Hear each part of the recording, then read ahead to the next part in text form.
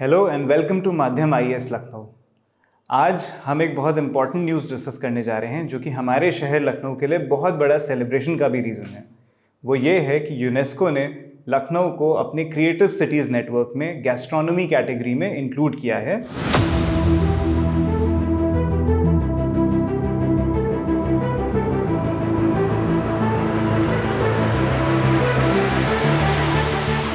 In its own record.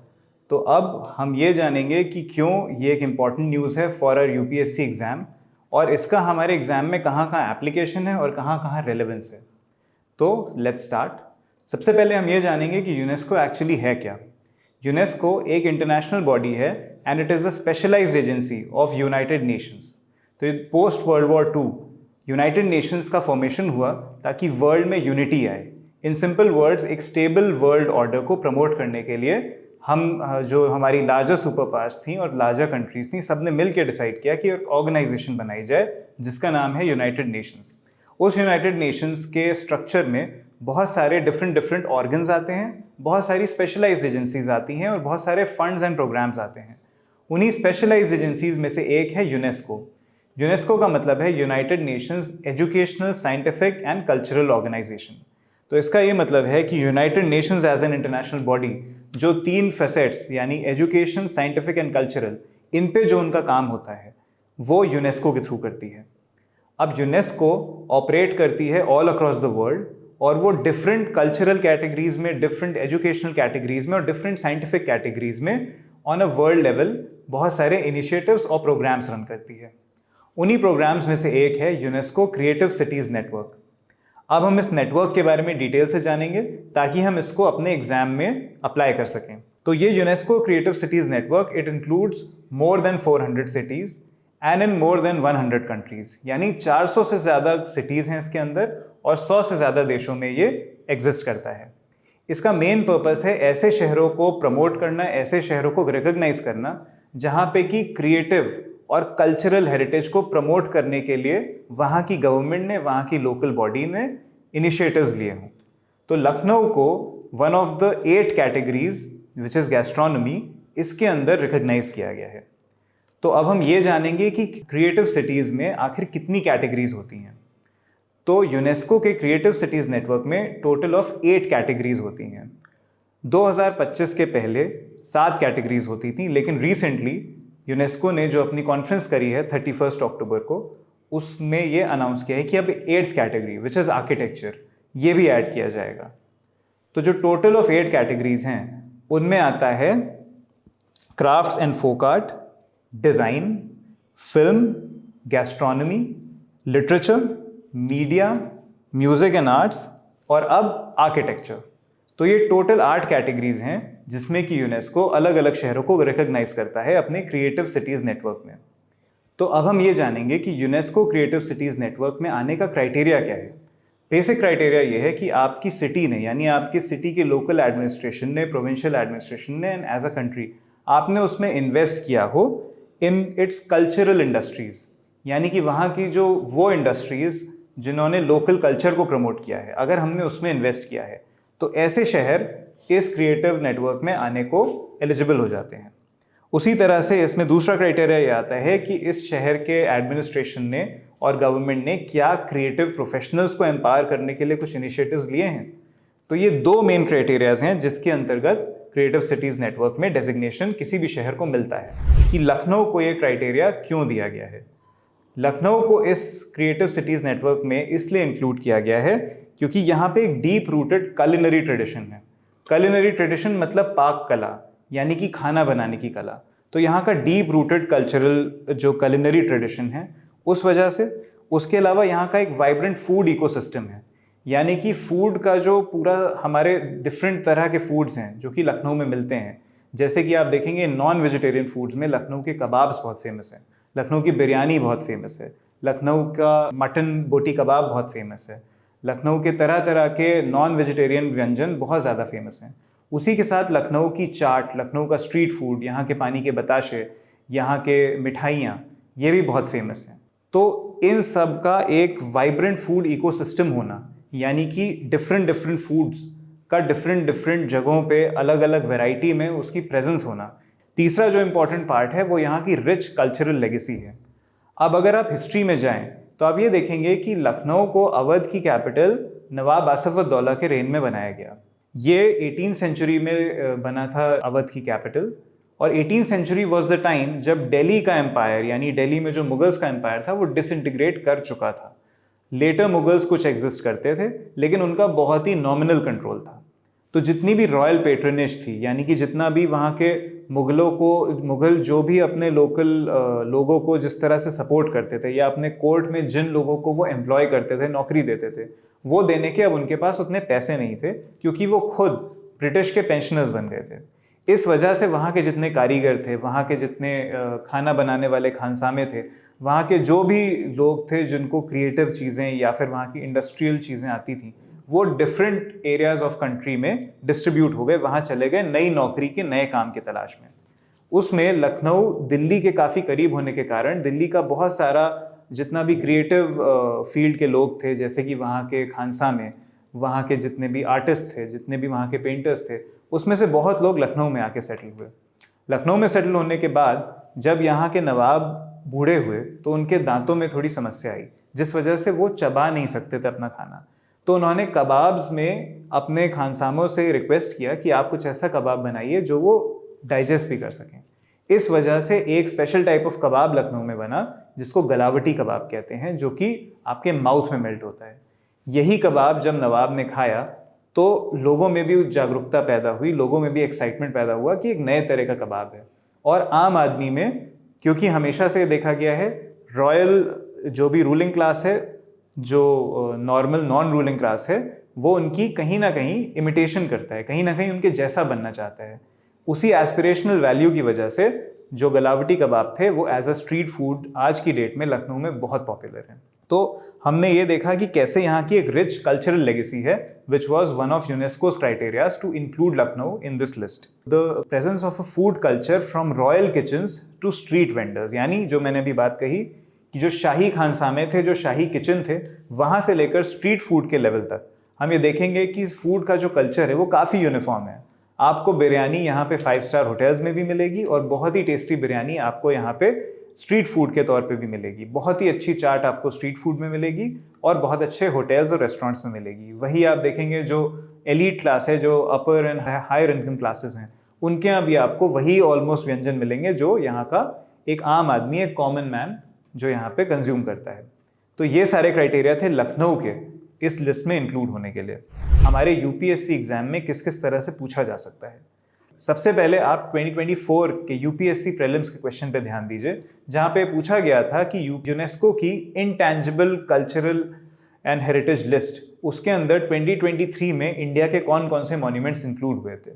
बहुत high likelihood है कि यूपीएससी दोबारा ये सवाल पूछे, बट इस बार ये पूछे कि कौन कौन सी सिटीज़ को क्रिएटिव सिटीज़ नेटवर्क में 2025 में इंक्लूड किया गया है। लखनऊ के अलावा कौन कौन से शहर इसमें इस क्रिएटिव सिटीज़ लिस्ट में इंक्लूडेड है। तो आप ये जानेंगे कि लखनऊ के पहले गैस्ट्रोनॉमी कैटेगरी में हैदराबाद 2019 में इंक्लूड हुआ था, और 2023 में जो कि लास्ट टाइम कोई इंडियन शहर इस क्रिएटिव सिटीज़ नेटवर्क में इंक्लूड हुआ था वो कोझीकोड था और ग्वालियर था। इसके पहले श्रीनगर भी इस लिस्ट में इंक्लूड हो चुका है, और उसके पहले कई साल पहले जयपुर और कुछ और शहर इसमें इंक्लूड हो चुके हैं। हम इस इंफॉर्मेशन को अपने मेंस एग्जाम में कैसे यूज़ कर सकते हैं। मेंस में यूपीएससी डायरेक्टली ये क्वेश्चन पूछ चुका है कि safeguarding Indian heritage is the need of the moment and comment on that.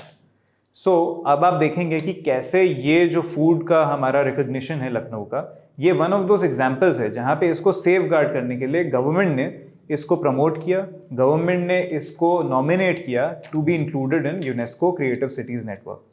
तो this can be a great example in your mains question where something related to Indian culture and heritage and the continuity of Indian culture, इसके बारे में बात करी जाए, जहाँ पे UPSC बहुत बार मेंस में इस बात पे फोकस करता है कि आपका एंशिएंट या मिडीवल कल्चर कैसे मॉडर्न वे में अपने आप को मैनिफेस्ट करता है, कैसे वो खुद को दिखाता है। इसी तरह से यूपीएससी क्वेश्चन पूछ चुका है मेंस में to differentiate between natural and cultural heritage. तो लखनऊ का एक गैस्ट्रोनॉमिक कल्चरल हेरिटेज, ये कल्चरल हेरिटेज के एग्जाम्पल में आ जाता है। तो आप देखेंगे कि मेंस एग्जाम में ये 2 क्वेश्चंस आपको उदाहरण देते हैं कि कैसे इस तरह का पॉइंट आप एग्जाम में यूज कर सकते हैं। तीसरा, आपको इसके मल्टीपल डायमेंशंस डिस्कस करने को किसी भी एग्जाम में, चाहे वो यूपीपीएससी का यूपी स्पेशल पेपर हो या यूपीएससी का अपना मेंस का एग्जाम हो, उसमें इस बारे में डिस्कशन करने के लिए कहा जा सकता है। तो ये या इसके जैसा कोई भी topic which is related to international recognition of India's art and culture, अगर इसके बारे में कुछ बात आए तो हम इसको जीएस पेपर के फ्रेमवर्क में डिस्ट्रीब्यूट कर सकते हैं। अगर हम देखें इस टॉपिक को, जो कि लखनऊ का इंक्लूजन है as a gastronomic creative city in the UNESCO network, तो हम ये देखेंगे कि कैसे इसकी कल्चरल सिग्निफिकेंस है, कहाँ ये हमारे अवध के कल्चर को, हमारे नवाबी कल्चर को या हमारे नॉर्थ इंडियन कल्चर को कैसे रिप्रेजेंट करता है। सोसाइटल एस्पेक्ट में हम ये देखेंगे कि कैसे हमारी फूड हैबिट्स इवॉल्व करी हैं, कैसे हमारी जो रॉयल क्लास है, सोशल क्लास, उसको कैसे कॉमन पीपल, जो कॉमन सोशल क्लास है, उन्होंने कैसे इमिटेट और अडॉप्ट किया है और उस वजह से उसकी पॉपुलैरिटी बढ़ी है। साथ ही साथ ये हमें हेल्थ एंड हंगर वाले टॉपिक में भी काम आएगा, जहाँ पे हम देखेंगे कि कैसे इस तरह के स्ट्रीट फूड्स अगर बैड क्वालिटी में बनते हैं या उस सैनिटरी प्रैक्टिसेस को फॉलो नहीं किया जा सकता, तो कैसे वो हेल्थ के लिए इल इफेक्ट्स प्रोड्यूस कर सकते हैं। तीसरा, अगर हम ज्योग्राफी के पॉइंट ऑफ व्यू से देखें तो मेंस में आपका डायरेक्ट क्वेश्चन आता है factors affecting location of industries पे। तो आप देखेंगे कि कैसे एक फूड इंडस्ट्री जो कि लखनऊ में एग्जिस्ट करती है या किसी भी शहर में, वो क्यों एग्जिस्ट करती है। लखनऊ में इस तरह की एक फूड इंडस्ट्री का प्रेजेंस होना या फिर इस तरह के स्ट्रीट फूड इकोनॉमी का प्रेजेंट होना, ये कुछ सर्टेन फैक्टर्स पर निर्भर करता है, जिसमें कि आपका आता है एक स्किल्ड लेबर, जिसको इस तरह के स्पेशलाइज्ड और टेस्टी और कॉम्प्लिकेटेड भोजन बनाने आते हों। इसके साथ दूसरा फैक्टर आता है प्रेजेंस ऑफ रॉ मटेरियल्स, जो कि इसमें एक तरह से वैरायटी है और जो नॉर्थ इंडियन प्लेन्स में इजीली अवेलेबल है, चाहे वो मीट हो, चाहे वो वेजिटेरियन फूड हो, इनका रॉ मटेरियल बहुत इजीली अवेलेबल है इन दिस एग्रेरियन बेल्ट। इसी तरह से अगर हम देखेंगे हमारे जीएस पेपर 2 में, तो कैसे ये गवर्नमेंट पॉलिसी का रिफ्लेक्शन है, जहाँ पे यूपी की गवर्नमेंट ने इसको नॉमिनेट किया through government of India to be included in UNESCO's creative cities list. तो अब यहाँ पे गवर्नमेंट पॉलिसी का एक बहुत इंपॉर्टेंट रोल आता है कि कैसे वो हमारे कल्चर को या हमारी इकोनॉमी को प्रमोट कर रही है on an international stage. IR के पॉइंट ऑफ व्यू से अगर आप देखेंगे तो ये देखेंगे कि यहाँ पे हमारी सॉफ्ट पावर एनहांस हो रही है। कैसे हमारी कंट्री की soft power because of our culture enhance हो रही है, क्योंकि अब पूरी दुनिया को पता लगेगा और ज़्यादा नंबर में और ज़्यादा वैरायटी के तौर पे कि कैसे लखनऊ की स्पेशलिटी उसका फूड है। भले ही सोशल मीडिया पे या फिर कॉमन मीडिया में थोड़ा पॉपुलर हो, लेकिन यूनेस्को की ओर से रिकग्निशन का मतलब है कि एक इंटरनेशनल लेवल पे हमारी प्रसिद्धि होना और इंटरनेशनल रिकग्निशन मिलना officially of our cultural heritage in food. Similarly अगर हम गवर्नेंस के पॉइंट ऑफ व्यू से देखेंगे तो यहाँ पे हमारे स्ट्रीट फूड से रिलेटेड जो गाइडलाइंस हैं, एफएसएसएआई की जो गाइडलाइंस हैं, वो प्ले में आती हैं। कैसे इस तरह की गाइडलाइंस का रेगुलेशन बहुत इंपॉर्टेंट है कि जो भी फूड स्ट्रीट पे मिल रहा है, अगर बिरयानी आपको स्ट्रीट पे मिल रही है, अगर आपको चाट स्ट्रीट पे मिल रही है, तो कैसे वो रेगुलेटेड है, क्या लूप होल्स हैं उसके रेगुलेशन में और कैसे हम उसको प्लग कर सकते हैं। Similarly economic point of view से जब हम देखेंगे तो हम इसमें ये देख सकते हैं कि कैसे ये इंडिया के टूरिज्म जीडीपी को बढ़ाएगा, कैसे यहाँ की लोकल इकोनॉमी को, फूड इकोनॉमी को और सिटी की इकोनॉमी का जीडीपी बूस्ट करेगा, और कैसे थ्रू इंटरनेशनल टूरिस्ट हमारे यहाँ फॉरेन एक्सचेंज लाएगा, जिससे हमारा बैलेंस ऑफ पेमेंट या फॉरेक्स रिजर्व्स इसमें बढ़ोतरी होगी और बैलेंस ऑफ पेमेंट हमारा डेफिसिट जो है वो नहीं रहेगा, जो कि आजकल सरप्लस में है, बट करंट अकाउंट डेफिसिट में ये हमें हेल्प करेगा। सिमिलरली हम जब इंफ्रास्ट्रक्चर के पॉइंट ऑफ व्यू से देखेंगे तो इस टॉपिक को इस तरह से देखेंगे कि कैसे लखनऊ शहर ने या फिर यूपी की गवर्नमेंट ने या इंडियन गवर्नमेंट ने इस तरह की इंडस्ट्री को फेवर किया है इन टर्म्स ऑफ इंफ्रास्ट्रक्चर, कैसे इनको प्रमोट किया गया है। इसका करंट अफेयर्स में अगर आप एग्जाम्पल देखेंगे तो आप देखेंगे कैसे लखनऊ में एक नई फूड स्ट्रीट डेवलप हुई है नियर द रिवर फ्रंट, जहाँ पे कि इस तरह के स्टॉल्स को, इस तरह के जितने भी फूड्स हैं उनको प्रमोट करने के लिए स्पेसिफिक प्लेसेस दी गई हैं, जहाँ पे लोग आराम से आ सकें और इनको एंजॉय कर सकें, इन फूड्स को, इनको प्रमोशन मिले, इनकी मार्केटिंग हो और साथ ही साथ इनको एक इनकम का सोर्स भी मिले। सिमिलरली हम सस्टेनेबिलिटी और एनवायरनमेंट के पॉइंट ऑफ व्यू से इस टॉपिक को ऐसे व्यू करेंगे कि कैसे इस तरह के foods should be produce sustainably.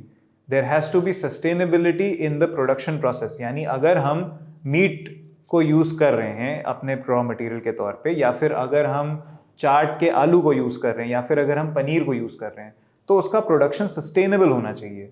उसके प्रोडक्शन में एनवायरनमेंट को हार्म नहीं होना चाहिए। अगर हम मीट का यूज़ कर रहे हैं तो हमें वाटर का एक्सेस यूज़ नहीं करना है, क्योंकि it will contribute to ground water scarcity and water scarcity in north Indian planes.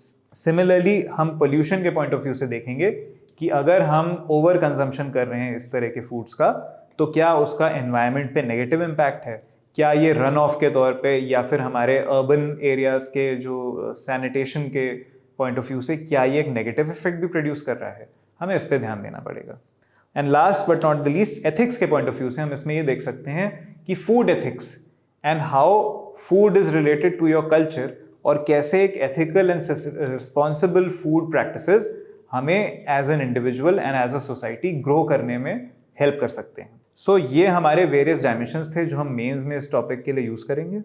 इसके अलावा at the end of this video अब मैं आपको 2 टास्क देने वाला हूँ।